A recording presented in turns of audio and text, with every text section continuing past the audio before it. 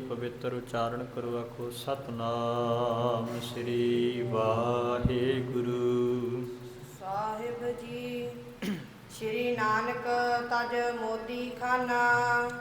ਸਤਿਗੁਰੂ ਸ੍ਰੀ ਗੁਰੂ ਨਾਨਕ ਦੇਵ ਮਹਾਰਾਜ ਸਾਹਿਬ ਜੀ ਉਜਾੜ ਦੇ ਵਿੱਚ ਵਿਰਾਜਮਾਨ ਹਨ। ਭਾਈ ਮਰਦਾਨਾ ਜੀ ਰਾਏ ਭੋਏ ਦੀ ਤਲਵੰਡੀ ਤੋਂ ਚੱਲ ਕਰਕੇ ਸੁਲਤਾਨਪੁਰ ਸਾਹਿਬ ਵਿਖੇ ਪਹੁੰਚੇ ਹਨ ਤੇ ਬੇਬੇ ਨਾਨਕੀ ਜੀ ਨੂੰ ਦੱਸਦੇ ਹਨ, ਹੇ ਬੇਬੇ ਨਾਨਕੀ ਜੀ ਸੁਣਨਾ ਕਰੋ। ਆਪ ਜੀਆਂ ਦੇ ਪਿਤਾ ਬਾਬਾ ਮਹਿਤਾ ਕਲਿਆਣ ਚੰਦ ਜੀ ਨੇ ਇਸ ਤਰ੍ਹਾਂ ਸੁਣਿਆ ਹੈ ਆਪਣੇ ਕੰਨਾਂ ਦੇ ਵਿੱਚ ਕਿ ਆਪ ਜੀਆਂ ਦੇ ਭਰਾਤਾ ਸ੍ਰੀ ਗੁਰੂ ਨਾਨਕ ਦੇਵ ਮਹਾਰਾਜ ਜੀਆਂ ਨੇ ਮੋਦੀ ਖਾਨੇ ਦੀ ਜਿਹੜੀ ਕਾਰ ਹੈ ਕਮਾਈ ਹੈ ਛੱਡ ਦਿੱਤੀ ਹੈ ਤੇ ਮੋਦੀ ਖਾਨੇ ਦੀ ਕਮਾਈ ਨੂੰ ਕਾਰ ਨੂੰ ਛੱਡ ਕਰਕੇ ਵੇਖ ਫਕੀਰ ਸਰੀਰ ਹੈ ਠਾਨਾ। ਆਪਣੇ ਸਰੀਰ ਦੇ ਉੱਪਰ ਫਕੀਰਾਂ ਵਾਲਾ ਲਿਬਾਸ ਧਾਰਨ ਕਰ ਲਿਆ ਹੈ। ਮੁਝ ਬੁਲਾਏ ਸਦ ਲੇਵਨ ਹੇਤੂ। ਤੇ ਜਦੋਂ ਇਸ ਤਰ੍ਹਾਂ ਸੁਣਿਆ ਹੈ ਬਾਬਾ ਮਹਿਤਾ ਕਲਿਆਣ ਚੰਦ ਜੀ ਨੇ ਤੇ ਇਸ ਤਰ੍ਹਾਂ ਸੁਣ ਕਰਕੇ ਮੈਨੂੰ ਇੱਥੇ ਸਾਰ ਲੈਣ ਦੇ ਵਾਸਤੇ, ਸਾਰੀ ਗੱਲਬਾਤ ਪਤਾ ਕਰਨ ਦੇ ਵਾਸਤੇ, ਇਹ ਸੁਨੇਹਾ ਲੈਣ ਦੇ ਵਾਸਤੇ ਮੈਨੂੰ ਉਹਨਾਂ ਨੇ ਇੱਥੇ ਭੇਜਣਾ ਕੀਤਾ ਹੈ। ਦਤਰ ਬੇਦੀ ਕੁਲ ਕੇ ਤੂ। ਬੇਦੀਆਂ ਦੇ ਕੁਲ ਦੇ ਨਿਸ਼ਾਨ ਸਰੂਪ ਸਤਿਗੁਰੂ ਗਰੀਬ ਨਵਾਜ ਜੀਆਂ ਦੇ ਪਾਸ ਮੈਨੂੰ ਛੇਤੀ ਦੇ ਨਾਲ ਇਸ ਕਰਕੇ ਬਾਬਾ ਮਹਿਤਾ ਜੀ ਨੇ ਭੇਜਣਾ ਕੀਤਾ ਹੈ।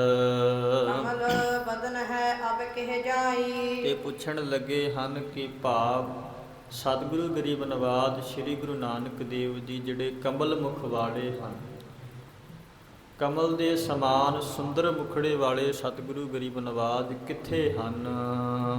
ਬੂਝ ਲਿਓ ਸਦ ਤਬ ਤਿਨ ਤਾਈ। ਤੇ ਕਹਿਣ ਲੱਗੇ ਮੈਂ ਫਿਰ ਉਹਨਾਂ ਨੂੰ ਮਿਲ ਕਰਕੇ ਤੇ ਉਹਨਾਂ ਦੇ ਪਾਸੋਂ ਸਾਰੀ ਗੱਲਬਾਤ ਜਾਣ ਲੈਣਾ ਕਰਾਂ, ਉਹਨਾਂ ਦੀ ਸਾਰ ਲੈ ਲੈਣਾ ਕਰਾਂ। ਨਾਤਰ ਜਿਹੇ ਵਿਦ ਕੀ ਸੁਧ ਹੋਏ।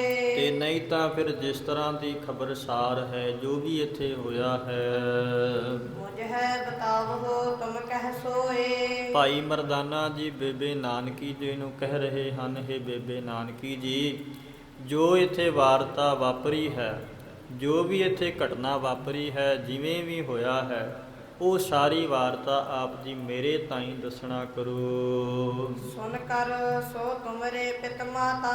ਤੇ ਆਪ ਜੀਆਂ ਦੇ ਪਿਤਾ ਤੇ ਮਾਤਾ ਦੇ ਪਾਸ ਜਾ ਕਰਕੇ ਇਹ ਵਾਰਤਾ ਮੈਂ ਆਪ ਜੀਆਂ ਤੋਂ ਸੁਣ ਕਰਕੇ ਉਹਨਾਂ ਨੂੰ ਅੱਗੇ ਸੁਣਾਉਣਾ ਕਰਾਂ। ਜਾਏ ਬਤਾਵੋ ਜੋ ਕੁਸਲਾਤਾ।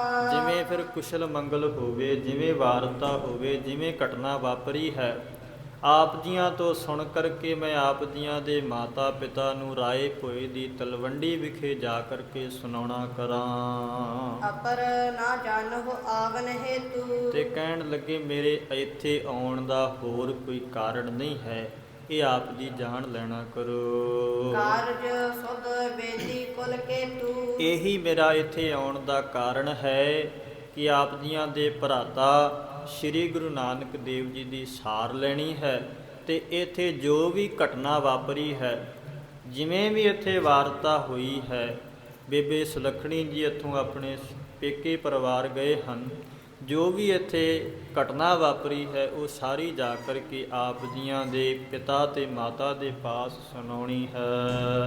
ਦੋਹਰਾ ਸੁਨ ਬੋਲੀ ਪੁਨ ਨਾਨਕੀ ਜਾ ਅਵਲੋਕਤ ਨੈਣ।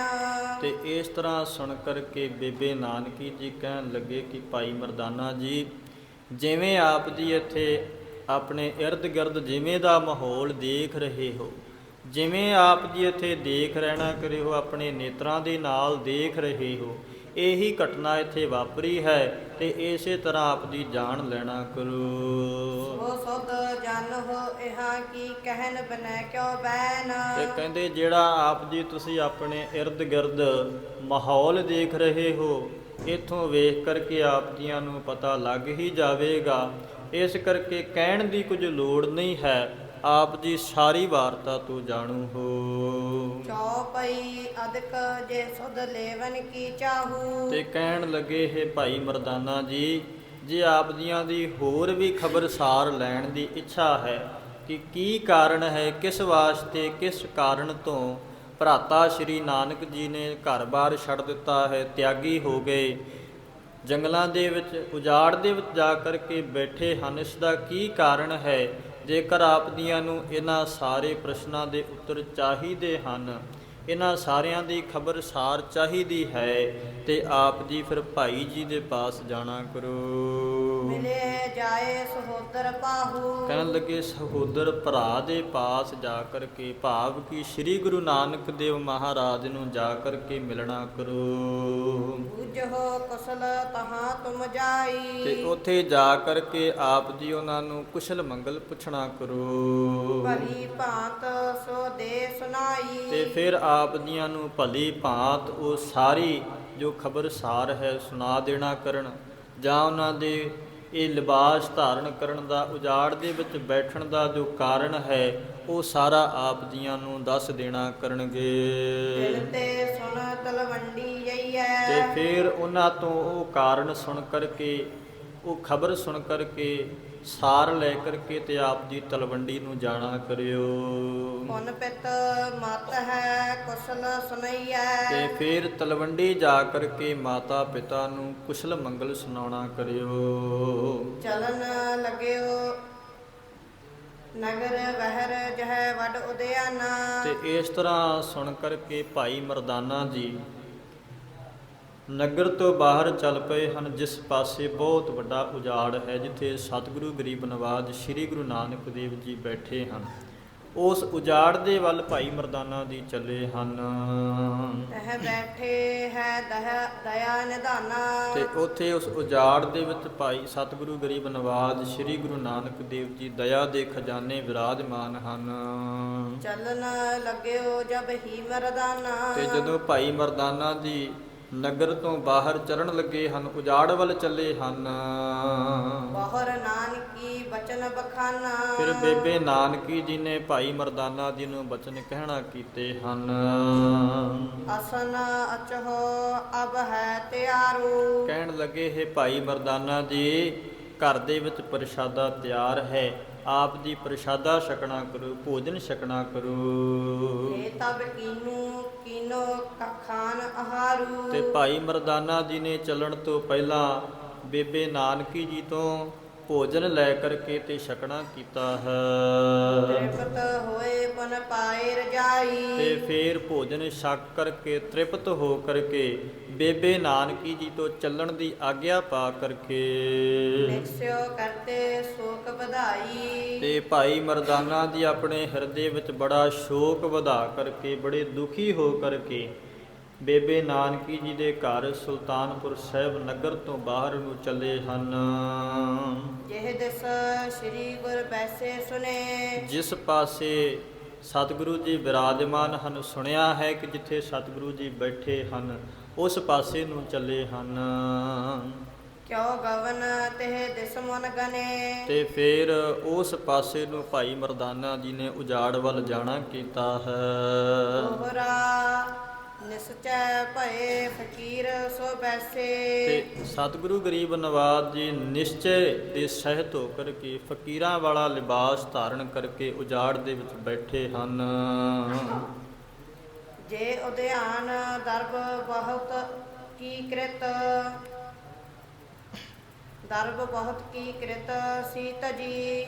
ਤੇ ਭਾਈ ਮਰਦਾਨਾ ਜੀ ਨੇ ਜਦੋਂ ਜਾ ਕਰਕੇ ਦੇਖਿਆ ਹੈ, ਫਕੀਰਾਂ ਵਾਲਾ ਲਿਬਾਸ ਸਰੀਰ ਤੇ ਧਾਰਨ ਕੀਤਾ ਹੈ, ਅਡੋਲ ਹੋ ਕਰਕੇ ਪੂਰਨ ਦ੍ਰਿੜਤਾ ਦੇ ਨਾਲ ਨਿਸ਼ਚੈ ਦੇ ਸਹਿਤ ਸਤਿਗੁਰੂ ਗਰੀਬ ਨਵਾਜ ਉਜਾੜ ਦੇ ਵਿੱਚ ਬੈਠੇ ਹਨ। ਤੇ ਹਿਰਦੇ ਵਿੱਚ ਵਿਚਾਰ ਆਈ ਕਿ ਬੜੀ ਕਮਾਈ ਵਾਲੀ, ਬੜੇ ਧਨ ਵਾਲੀ ਮੋਦੀਖਾਨੇ ਦੀ ਕਾਰ ਸੀ, ਜਿੱਥੋਂ ਬੜਾ ਧਨ ਆਉਂਦਾ ਸੀ, ਬੜੀ ਕਮਾਈ ਹੁੰਦੀ ਸੀ। ਉਹ ਸਾਰੀ ਕਾਰ ਸਤਿਗੁਰੂ ਗਰੀਬ ਨਵਾਜ ਸ੍ਰੀ ਗੁਰੂ ਨਾਨਕ ਦੇਵ ਜੀ ਨੇ ਛੱਡ ਦਿੱਤੀ ਹੈ। ਨਾ ਕਰੀ ਸਿਆਨ।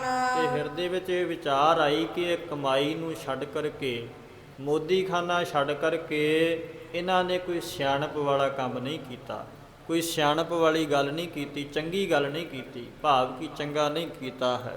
ਇਸ ਤਰ੍ਹਾਂ ਆਪਣੇ ਹਿਰਦੇ ਵਿੱਚ ਵਿਚਾਰ ਕਰ ਰਹੇ ਹਨ। ਚਾਉ ਪਈ ਲੋਚਨ ਸੋ ਬਿਲੋਕ ਪ੍ਰਤ ਲੋਕੂ। ਤੇ ਇਸ ਤਰ੍ਹਾਂ ਫਿਰ ਸਤਿਗੁਰੂ ਗਰੀਬ ਨਿਵਾਜ ਜੀਆਂ ਨੂੰ ਆਪਣੇ ਨੇਤਰਾਂ ਦੇ ਨਾਲ ਦੇਖ ਕਰਕੇ, ਉਜਾੜ ਦੇ ਵਿੱਚ ਬੈਠਿਆ ਹੋਇਆ, ਫਕੀਰਾਂ ਵਾਲਾ ਲਿਬਾਸ ਧਾਰਨ ਕੀਤਾ ਹੋਇਆ ਦੇਖ ਕਰਕੇ ਭਇਓ ਬਸੇਖ ਰਿਦ ਮਹਿ ਸੋਕੂ। ਹਿਰਦੇ ਦੇ ਵਿੱਚ ਭਾਈ ਮਰਦਾਨਾ ਜੀ ਦੇ ਬੜਾ ਹੀ ਸ਼ੋਕ ਹੋਇਆ, ਬੜਾ ਹੀ ਦੁੱਖ ਹੋਇਆ ਹੈ। ਜਿਹ ਤਨ ਮਹਿ ਕੰਚਨ ਲੰਕਾਰਾ। ਜਿਸ ਸਰੀਰ ਦੇ ਵਿੱਚ ਕੰਚਨ ਲੰਕਾਰਾ, ਭਾਵ ਕਿ ਜਿਸ ਸਰੀਰ ਦੇ ਵਿੱਚ ਸੋਨੇ ਦੇ ਗਹਿਣੇ ਹੁੰਦੇ ਸਨ, ਜਿਸ ਸਰੀਰ ਦੇ ਵਿੱਚ ਸੋਨੇ ਦੇ ਘੜਤ ਬੜੇ ਸੁੰਦਰ ਗਹਿਣੇ ਪਾਏ ਹੁੰਦੇ ਸਨ, ਮੋਤੀ ਰਤਨਨ ਸੁਬਤ ਅਪਾਰਾ। ਤੇ ਬੜੇ ਹੀ ਮੋਤੀਆਂ ਦੇ ਨਾਲ, ਰਤਨਾਂ ਦੇ ਨਾਲ ਸ਼ੁਭਤ ਸੁਸ਼ੋਭਿਤ ਸੁੰਦਰ ਗਹਿਣੇ, ਸੁੰਦਰ ਵਸਤਰ ਧਾਰਨ ਕੀਤੇ ਹੁੰਦੇ ਸਨ। ਚਾਰ ਪਟੰਬਰ ਪਨ ਪਸਮੰਬਰ। ਤੇ ਫਿਰ ਰੇਸ਼ਮ ਤੇ ਪਸ਼ਮੀਨੇ ਦੇ ਕੱਪੜੇ ਧਾਰਨ ਕੀਤੇ ਹੁੰਦੇ ਹਨ। ਪਹਿਰੇ ਸ਼ਬਦ ਬਿਲਾਸਹ ਸੁੰਦਰ। ਤੇ ਜਿਨ੍ਹਾਂ ਨੂੰ ਪਹਿਨ ਕਰਕੇ ਸਤਿਗੁਰੂ ਗਰੀਬ ਨਿਵਾਜ ਜੀ ਬੜੇ ਸੁੰਦਰ ਨਜ਼ਰ ਆਉਂਦੇ ਸਨ, ਬੜੇ ਸੁੰਦਰ ਪ੍ਰਤੀਤ ਹੁੰਦੇ ਸਨ। ਬੜਾ ਸੁੰਦਰ ਲਿਬਾਸ ਧਾਰਨ ਕੀਤਾ ਹੁੰਦਾ ਸੀ। ਰੇਸ਼ਮੀ ਤੇ ਪਸ਼ਮੰਬਰ ਦੇ ਵਸਤਰ ਹੁੰਦੇ ਸਨ। ਬੜੇ ਹੀ ਸੁੰਦਰ ਵਸਤਰ ਹਨ। ਸਰੀਰ ਦੇ ਉੱਪਰ ਸੋਨੇ, ਹੀਰੇ ਆਦਿਕ ਦੇ ਗਹਿਣੇ ਘੜਕੇ ਪਾਏ ਹੁੰਦੇ ਸਨ, ਜਿਸ ਨੂੰ ਵੇਖ ਕਰਕੇ ਮਨ ਬੜਾ ਲੋਭਿਤ ਹੁੰਦਾ ਸੀ, ਮਨ ਬੜਾ ਪ੍ਰਸੰਨ ਹੁੰਦਾ ਸੀ। ਸੋ ਭਗਵੇ ਤਰ ਚੀਰ ਸਰੀਰਾ। ਉਹ ਆਪਣੇ ਸਰੀਰ ਦੇ ਉੱਪਰ ਭਗਵੇ ਵਸਤਰ ਧਾਰਨ ਕਰਕੇ, ਸਰੀਰ ਦੇ ਉੱਪਰ ਭਗਵੇ ਚੀਰ ਧਾਰਨ ਕਰਕੇ ਐਸੇ ਏਵ ਗੁਣ ਹੋਤ ਅਧੀਰਾ। ਤੇ ਇਸ ਤਰ੍ਹਾਂ ਬੈਠੇ ਹਨ। ਵੈਸੇ ਏਵ ਗੁਣ ਹੋਤ ਅਧੀਰਾ, ਇਸ ਤਰ੍ਹਾਂ ਸੋਚ ਕਰਕੇ ਭਾਈ ਮਰਦਾਨਾ ਜੀ ਬੜਾ ਘਬਰਾਉਂਦਾ ਹੈ, ਚਿੱਤ ਘਬਰਾਉਂਦਾ ਹੈ। ਕਿਸੇ ਵਸਤੂ, ਕਿਸੇ ਸਮੇਂ ਸਤਿਗੁਰੂ ਜੀ ਬੜੇ ਸੁੰਦਰ ਪ੍ਰਤੀਤ ਹੁੰਦੇ ਸਨ, ਬੜੇ ਸਰੀਰ ਦੇ ਉੱਪਰ ਸੁੰਦਰ ਵਸਤਰ ਧਾਰਨ ਕਰਦੇ ਸਨ, ਸਰੀਰ ਦੇ ਉੱਪਰ ਬੜੇ ਸੁੰਦਰ ਗਹਿਣੇ ਧਾਰਨ ਕਰਦੇ ਸਨ। ਅੱਜ ਭਗਵੇ ਵਸਤਰ ਪਾ ਕਰਕੇ, ਫਕੀਰਾਂ ਵਾਲਾ ਲਿਬਾਸ ਧਾਰਨ ਕਰਕੇ, ਫਟੇ ਪੁਰਾਣੇ ਵਸਤਰ ਪਾ ਕਰਕੇ ਤੇ ਉਜਾੜ ਦੇ ਵਿੱਚ ਬੈਠੇ ਹਨ। ਇਹ ਸੋਚ ਸੋਚ ਕਰਕੇ ਭਾਈ ਮਰਦਾਨੇ ਦਾ ਜਿਹੜਾ ਚਿੱਤ ਹੈ ਘਬਰਾਉਂਦਾ ਹੈ, ਘਬਰਾਹਟ ਦੇ ਸਹਿਤ ਹੁੰਦਾ ਹੈ। ਜਿਨ ਕੇ ਪੀਰ ਭੂਰ ਚੌ ਫੇਰੇ। ਜਿਨ੍ਹਾਂ ਦੇ ਚਾਰ ਛਪੇਰੇ ਬੜੀ ਭੀੜ ਹੁੰਦੀ ਸੀ, ਬੜੀ ਸੰਗਤ ਆ ਕਰਕੇ ਨਤਮਸਤਕ ਹੁੰਦੀ ਸੀ, ਜਿਨ੍ਹਾਂ ਦੇ ਦਰਸ਼ਨਾਂ ਵਾਸਤੇ ਚਾਰ ਛਪੇਰੇ ਭੀੜ ਲੱਗੀ ਰਹਿੰਦੀ ਸੀ। ਉਸ ਤਤ ਕਰਤ ਰਹਿਤ ਨਰ ਘੇਰੇ। ਜਿਨ੍ਹਾਂ ਦੇ ਚਾਰ ਛਪੇਰੇ ਮਨੁੱਖ ਜਿਨ੍ਹਾਂ ਦੀ ਉਸਤਤ ਕਰਦੇ ਰਹਿੰਦੇ ਸਨ, ਬੜੀ ਵਡਿਆਈ ਕਰਦੇ ਸਨ। ਸੋ ਏਕਲ ਉਦਿਆਨ ਮਝਾਰਾ। ਅੱਜ ਉਹੀ ਨਾਨਕ ਉਦਿਆਨ ਉਜਾੜ ਦੇ ਵਿੱਚ ਅਕੇਲਾ ਬੈਠਾ ਹੈ। ਉਸ ਦੇ ਇਰਦ ਗਿਰਦ ਕੋਈ ਦੂਸਰਾ ਨਹੀਂ ਹੈ, ਕੇਵਲ ਇੱਕ ਭਾਈ ਬਾਲਾ ਹੈ। ਅੱਜ ਉਹ ਸ੍ਰੀ ਗੁਰੂ ਨਾਨਕ ਦੇਵ ਜੀ ਉਜਾੜ ਦੇ ਵਿੱਚ ਭਗਵੇ ਵਸਤਰ ਧਾਰਨ ਕਰਕੇ, ਮਹਿਲਾਂ ਨੂੰ ਛੱਡ ਕਰਕੇ ਤੇ ਇਕੱਲੇ ਹੀ ਇਸ ਉਜਾੜ ਦੇ ਵਿੱਚ ਬੈਠੇ ਹਨ। ਐਸੇ ਇਵ ਕਹਿ ਦ੍ਰਿਗ ਜਲ ਡਾਰਾ। ਤੇ ਇਸ ਤਰ੍ਹਾਂ ਵਿਚਾਰ ਕਰਕੇ, ਸੋਚ ਕਰਕੇ ਭਾਈ ਮਰਦਾਨੇ ਦੇ ਨੇਤਰਾਂ ਦੇ ਵਿੱਚੋਂ ਹੰਝੂ ਆ ਗਏ ਹਨ। ਨੇਤਰਾਂ ਦੇ ਵਿੱਚੋਂ ਜਲ ਜਿਹੜਾ ਵਹਿ ਤੁਰਿਆ ਹੈ। ਨਿਕਟ ਜਾਏ ਹਵੈ ਠਾਂਡ ਸੁਜਾਨਾ। ਸਤਿਗੁਰੂ ਗਰੀਬ ਨਿਵਾਜ ਜੀਆਂ ਦੇ ਨੇੜੇ ਜਾ ਕਰਕੇ ਭਾਈ ਮਰਦਾਨਾ ਜੀ ਖੜੇ ਹੋਏ ਹਨ। ਕਰ ਦੁਆਏ ਕਲਿਆਣ ਬਖਾਨਾ। ਤੇ ਫਿਰ ਦੁਆ ਕਰਕੇ ਸੁਖ ਸਾਂਦ ਉਚਾਰਨ ਕੀਤੀ ਹੈ। ਨਿਕਟ ਬੈਠ ਪੁਨ ਬਚਨ ਉਚਾਰਾ। ਤੇ ਫਿਰ ਸਤਿਗੁਰੂ ਗਰੀਬ ਨਿਵਾਜ ਜੀਆਂ ਦੇ ਨਿਕਟ ਬੈਠ ਕਰਕੇ ਸੁੰਦਰ ਬਚਨ ਬਖਿਆਨ ਕੀਤੇ ਹਨ। ਕੈਸੋ ਵੇਖ ਸਰੀਰ ਸੁਧਾਰਾ। ਪੁੱਛਣ ਲੱਗੇ ਹਨ, ਹੇ ਮਾਲਕ ਸਤਿਗੁਰੂ ਜੀ, ਆਪ ਜੀਆਂ ਨੇ ਆਪਣੇ ਸਰੀਰ ਦੇ ਉੱਪਰ ਕਿਸ ਤਰ੍ਹਾਂ ਦਾ ਲਿਬਾਸ ਧਾਰਨ ਕੀਤਾ ਹੈ, ਕਿਸ ਤਰ੍ਹਾਂ ਦੇ ਫਟੇ ਪੁਰਾਣੇ ਵਸਤਰ ਧਾਰਨ ਕੀਤੇ ਹਨ।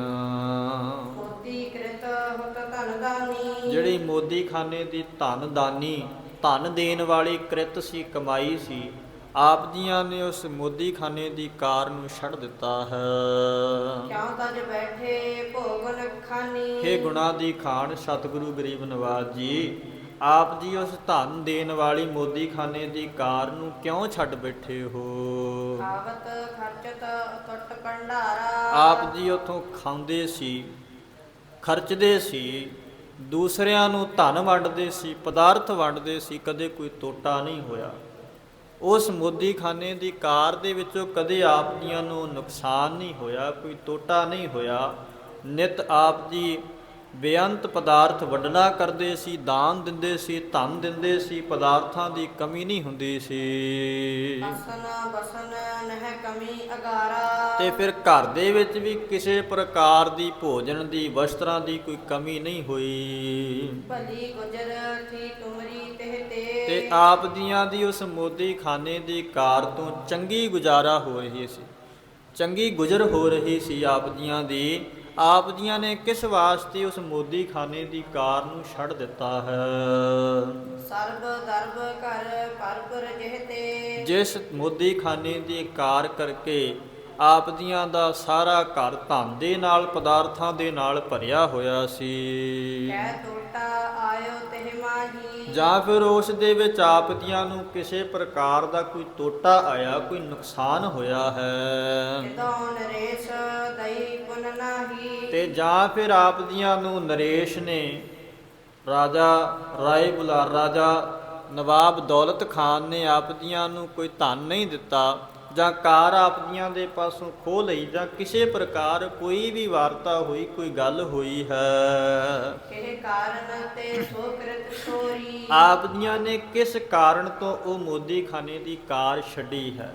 ਉਸ ਮੋਦੀਖਾਨੇ ਦੀ ਕਾਰ ਨੂੰ ਛੱਡਣ ਦਾ ਆਪ ਜੀਆਂ ਦਾ ਕੀ ਕਾਰਨ ਹੈ? ਕਿਉ ਅਸ ਬਿਸ ਹੈ ਕੀਨ ਬਹੋਰੀ। ਤੇ ਫਿਰ ਆਪ ਜੀਆਂ ਨੇ ਇਸ ਤਰ੍ਹਾਂ ਦਾ ਫਕੀਰਾਂ ਵਾਲਾ ਲਿਬਾਸ ਕਿਉਂ ਧਾਰਨ ਕੀਤਾ ਹੈ? ਸ਼੍ਰੀ ਨਾਨਕ ਸੁਨ ਬੋਲੇ ਬਾਣੀ। ਤੇ ਇਸ ਤਰ੍ਹਾਂ ਸ੍ਰੀ ਗੁਰੂ ਨਾਨਕ ਦੇਵ ਮਹਾਰਾਜ ਸਾਹਿਬ ਜੀਆਂ ਨੇ ਜਦੋਂ ਸੁਣਿਆ ਹੈ, ਭਾਈ ਮਰਦਾਨੇ ਦੇ ਬਚਨ ਸੁਣੇ ਹਨ, ਤੇ ਭਾਈ ਮਰਦਾਨੇ ਦੇ ਬਚਨ ਸੁਣ ਕਰਕੇ ਸਤਿਗੁਰੂ ਗਰੀਬ ਨਵਾਜ ਬੋਲੇ ਹਨ, ਜੋ ਵਿਰਾਗ ਕੇ ਰਸ ਮਹਿਸਾਨੀ। ਜਿਹੜੀ ਕਿ ਬਾਣੀ ਸਤਿਗੁਰੂ ਗਰੀਬ ਨਵਾਜ ਜੀਆਂ ਦੀ ਉਚਾਰਨ ਕੀਤੀ ਹੋਈ ਬਾਣੀ ਬਚਨ ਹਨ, ਬੋਲ ਹਨ, ਉਹ ਵਿਰਾਗ ਦੇ ਵਿੱਚ ਭਿੱਜੇ ਹੋਏ ਨੇ, ਵੈਰਾਗ ਦੇ ਵਿੱਚ ਭਿੱਜੇ ਹੋਏ ਬਚਨ ਸਤਿਗੁਰੂ ਜੀ ਬੋਲ ਰਹੇ ਹਨ। ਮਰਦਾਨੇ ਤੂੰ ਪੂਰਬ ਵਾਰੀ। ਕਹਿਣ ਲੱਗੇ, ਭਾਈ ਮਰਦਾਨਾ ਜੀ, ਤੁਸੀਂ ਜਦੋਂ ਸਾਡੇ ਪਾਸ ਪਿਛਲੀ ਵਾਰੀ ਚੱਲ ਕਰਕੇ ਆਏ ਸੀ, ਮਮ ਡਿਗ ਜਾਚਾ ਆਨ ਉਚਾਰੀ। ਤੇ ਫਿਰ ਸਾਡੇ ਪਾਸ ਆ ਕਰਕੇ ਆਪ ਜੀਆਂ ਨੇ ਜਾਚਨਾ ਕੀਤੀ ਸੀ ਕਿ ਕੋਈ ਉਪਹਾਰ ਦੇਣਾ ਕਰੋ, ਕੋਈ ਵਸਤੂ ਦੇਣਾ ਕਰੋ, ਤੇ ਅਸੀਂ ਆਪ ਜੀਆਂ ਨੂੰ ਚੋਲਾ ਦਿੱਤਾ ਸੀ, ਤੇ ਨਾਲੇ ਆਪ ਜੀਆਂ ਨੂੰ ਅਸੀਂ ਇੱਕ ਗੁਣ ਦੇਣਾ ਕੀਤਾ ਸੀ। ਅਤ ਬਾਦਿਤ ਕੋ ਤਬ ਗੁਣ ਦੀਨੋ। ਉਸ ਵੇਲੇ ਅਸੀਂ ਆਪ ਜੀਆਂ ਨੂੰ ਵਾਜਾ ਵਜਾਉਣ ਦਾ ਗੁਣ ਬਖਸ਼ਿਆ ਸੀ। ਉਹ ਵਾਜਾ ਵਜਾਉਣ ਦਾ ਜਿਹੜਾ ਗੁਣ ਬਖਸ਼ਿਆ ਹੈ, ਉਸ ਦੇ ਬਾਰੇ ਹੁਣ ਸਤਿਗੁਰੂ ਗਰੀਬ ਨਵਾਜ ਜੀ ਕਿਰਪਾ ਕਰਕੇ ਦੱਸਦੇ ਨੇ ਕਿ ਅਸੀਂ ਹੁਣ ਉਹ ਜਿਹੜਾ ਤੰਤੀ ਸਾਜ਼ ਵਜਾਉਣ ਦਾ ਗੁਣ ਹੈ, ਸਾਜ਼ ਵਾਜੇ ਵਜਾਉਣ ਦਾ ਜੋ ਗੁਣ ਹੈ, ਆਪ ਜੀਆਂ ਨੂੰ ਕਿਸ ਵਾਸਤੇ ਬਖਸ਼ਿਆ ਸੀ, ਕਿਉਂ ਬਖਸ਼ਿਆ ਸੀ? ਅਰਖਵਾਨ ਮਨ ਹੋਏ ਤੈਲੀਨੋ। ਕਹਿਣ ਲੱਗੇ, ਫਿਰ ਬੜੇ ਖੁਸ਼ ਹੋ ਕਰਕੇ ਤੁਸੀਂ ਉਹ ਗੁਣ ਸਾਡੇ ਪਾਸੋਂ ਧਾਰਨ ਕੀਤਾ ਸੀ। ਇਸੀ ਸਮੇਂ ਕੋ ਪੂਜ ਹੈ ਤੋ। ਤੇ ਕਹਿਣ ਲੱਗੇ ਸਤਿਗੁਰੂ ਗਰੀਬ ਨਵਾਜ ਭਾਈ ਮਰਦਾਨਾ ਜੀ, ਉਹ ਜਿਹੜਾ ਇਸੇ ਸਮੇਂ ਦਾ ਕਾਰਨ ਹੈ, ਜਿਹੜਾ ਆਪ ਜੀਆਂ ਨੂੰ ਗੁਣ ਬਖਸ਼ਿਆ ਸੀ ਵਾਜਾ ਵਜਾਉਣ ਦਾ, ਤੰਤੀ ਸਾਜ਼ ਵਜਾਉਣ ਦਾ ਜੋ ਗੁਣ ਬਖਸ਼ਿਆ ਸੀ, ਉਹ ਇਸੇ ਸਮੇਂ ਦਾ ਕਾਰਨ ਹੈ। ਅਵਰਨ ਕਾਰਜ ਸੁਮਤਨ ਕੇ ਤੂ। ਹੇ ਬੁੱਧੀਮਾਨ ਭਾਈ ਮਰਦਾਨਾ ਜੀ, ਉਹ ਗੁਣ ਬਖਸ਼ਿਸ਼ ਕਰਨ ਦਾ ਹੋਰ ਕੋਈ ਕਾਰਨ ਨਹੀਂ ਹੈ।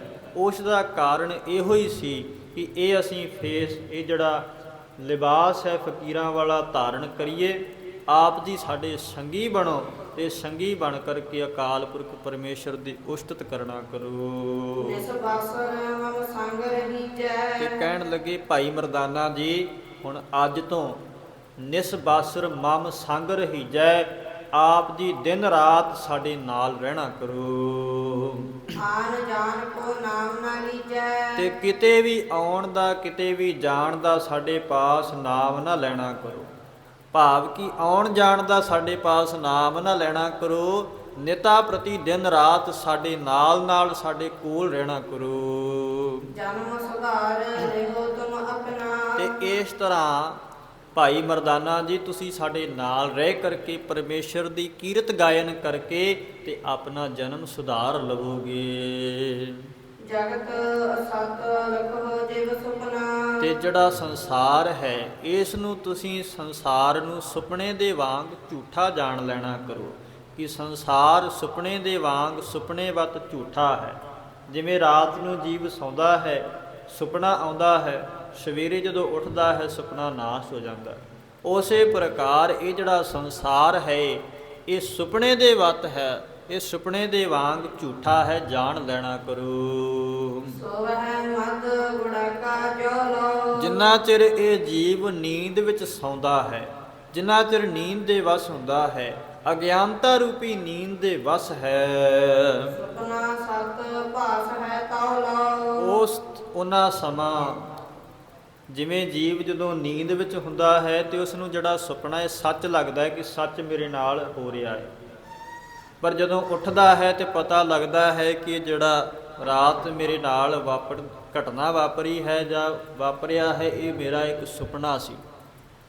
ਇਸੇ ਪ੍ਰਕਾਰ ਜਦੋਂ ਜੀਵ ਅਗਿਆਨਤਾ ਰੂਪੀ ਨੀਂਦ ਦੇ ਵਿੱਚ, ਅਵਿਦਿਆ ਰੂਪੀ ਨੀਂਦ ਦੇ ਵਿੱਚ ਸੁੱਤਾ ਹੋਇਆ ਹੈ, ਉਹਨਾਂ ਸਮਾਂ ਇਹ ਜਿਹੜਾ ਸੰਸਾਰ ਹੈ ਸੁਪਨੇ ਦੇ ਵਤ ਹੈ।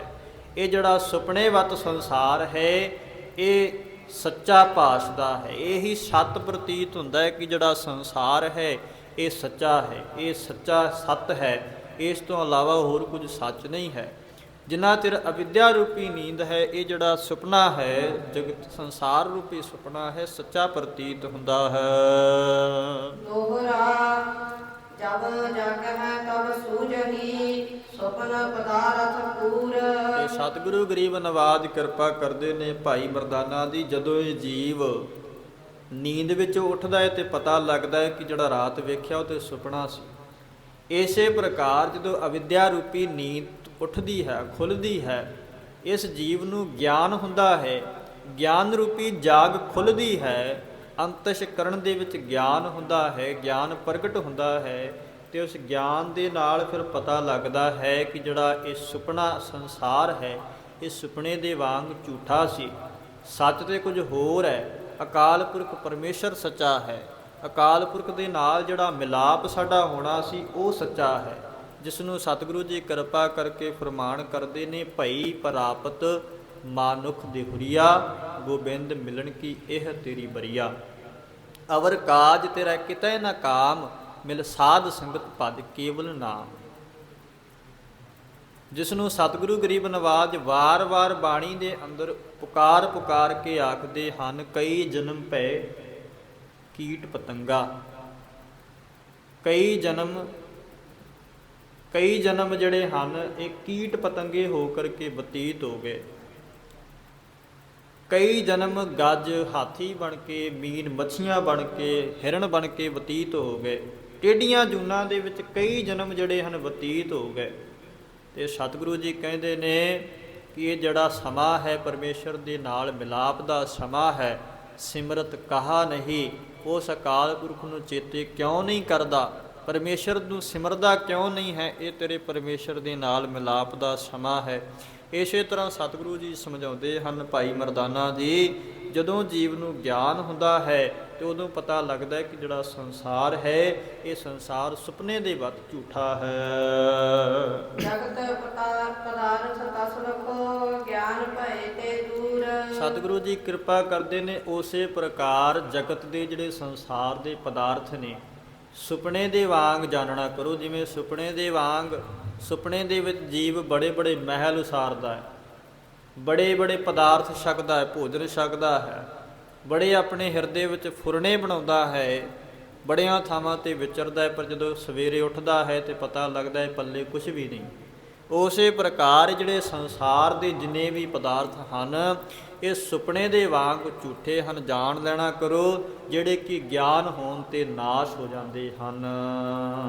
ਚੌਪਈ ਸ੍ਰੀ ਨਾਨਕ ਬਚ ਸੁਨੇ ਸੋ ਭਾਗੂ। ਤੇ ਇਸ ਤਰ੍ਹਾਂ ਭਾਈ ਮਰਦਾਨਾ ਜੀ ਨੇ ਸ੍ਰੀ ਗੁਰੂ ਨਾਨਕ ਦੇਵ ਜੀ ਦੇ ਜਿਹੜੇ ਬਚਨ ਹਨ, ਇਹਨਾਂ ਬਚਨਾਂ ਨੂੰ ਸਰਵਣ ਕੀਤਾ ਹੈ ਭਇਓ ਸਹਿਜ ਹੀ ਹਿਰਦੇ ਵਿਰਾਗੂ ਤੇ ਸਹਿਜ ਮਤੇ ਹੀ ਸੁਤੇ ਸਿੱਧ ਹੀ ਭਾਈ ਮਰਦਾਨਾ ਜੀ ਦੇ ਹਿਰਦੇ ਵਿੱਚ ਵੈਰਾਗ ਪੈਦਾ ਹੋ ਗਿਆ ਹੈ। ਚਾਹੇ ਨਾਮ ਅਗਿਆਨ ਮਿਟਾਵਹਿ ਜਿਨ੍ਹਾਂ ਦਾ ਨਾਮ ਅਗਿਆਨ ਮਿਟਾਉਣ ਵਾਲਾ ਹੈ, ਅਗਿਆਨਤਾ ਨੂੰ ਦੂਰ ਕਰਨ ਵਾਲਾ ਹੈ। ਇਹ ਉਪਦੇਸ਼ ਬੋਧ ਕਿਉ ਨਾ ਆਵਹਿ ਤੇ ਜਦੋਂ ਉਹੀ ਉਪਦੇਸ਼ ਦੇ ਰਿਹਾ ਹੋਵੇ ਜਿਸ ਦਾ ਨਾਮ ਹੀ ਅਗਿਆਨਤਾ ਦੂਰ ਕਰਨ ਵਾਲਾ ਹੈ, ਜੇ ਉਹੀ ਉਪਦੇਸ਼ ਦਿੰਦਾ ਹੋਵੇ ਤੇ ਫਿਰ ਜਿਹੜਾ ਅਗਿਆਨ ਹੈ ਕਿਉਂ ਨਹੀਂ ਦੂਰ ਹੁੰਦਾ? ਫਿਰ ਉਹਨਾਂ ਦੇ ਉਪਦੇਸ਼ ਨੂੰ ਧਾਰਨ ਕਰਕੇ ਬੋਧ ਗਿਆਨ ਕਿਉਂ ਨਾ ਹੋਵੇ? ਜਦੋਂ ਸ੍ਰੀ ਗੁਰੂ ਨਾਨਕ ਦੇਵ ਜੀ ਖੁਦ ਅਕਾਲ ਪੁਰਖ ਦੇ ਸਰੂਪ ਉਪਦੇਸ਼ ਦੇ ਰਹੇ ਹਨ ਤੇ ਉਸ ਉਪਦੇਸ਼ ਦੇ ਨਾਲ ਗਿਆਨ ਕਿਵੇਂ ਨਾ ਹੋਵੇ?